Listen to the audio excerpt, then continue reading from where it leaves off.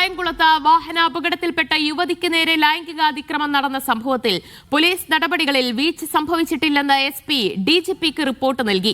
പ്രതിയായ സുനിൽ സബാദിനെ കോടതിയിൽ ഹാജരാകാനുള്ള നോട്ടീസ് നൽകി വിട്ടയച്ചതിൽ തെറ്റില്ലെന്നാണ് പോലീസിന്റെ വിശദീകരണം. പ്രതിയെ വ്യാപാരി വ്യവസായ ഏകോപന സമിതി സംഘടനയിൽ നിന്ന് സസ്പെൻഡ് ചെയ്തിട്ടുണ്ട്. ഇനീഷ്യൽ സ്റ്റേജ് റിപ്പോർട്ട് ചെയ്ത ആ ദിവസം മുതൽക്ക് തന്നെ അത് ഫോളോ അപ്പ് ചെയ്യുന്നുണ്ടായിരുന്നു. നെക്സ്റ്റ് ഡേ അത് ഹോസ്പിറ്റലിൽ നിന്ന് കറക്റ്റായിട്ട് ഇൻറ്റിമേഷൻ കിട്ടിയിട്ടുണ്ട്. ഹോസ്പിറ്റൽ പോലീസ് സ്റ്റേഷനിലേക്ക് സ്റ്റേറ്റ്മെൻറ്റ് എടുത്തു. നോർമലി ചെയ്യുന്ന ഒരു പ്രൊസീജിയേഴ്സ് എല്ലാം കേസ് രജിസ്റ്റർ ചെയ്തു. അതായത് 7 years ഇംപ്രിസൺമെൻറ്റുള്ള കേസുകളിൽ അപ് ടു 7 years അറസ്റ്റ് വേണ്ടെന്ന് തോന്നുകയാണെങ്കിൽ നോട്ടീസ് കൊടുത്ത് പോലീസിന് വിടാം. പിന്നെ ഒരു 6-7 കണ്ടീഷൻസ് ഉണ്ട്. ഈ കണ്ടീഷൻസ് ഏതെങ്കിലും ഒന്ന് വയലേറ്റ് ചെയ്ത് കഴിഞ്ഞാൽ ആ നോട്ടീസ് പ്രകാരമുള്ള ആ ഇത് കൊടുത്തതിന് ശേഷം വീണ്ടും അയാളെ കേസിലേക്ക് അറസ്റ്റ് ചെയ്യാം.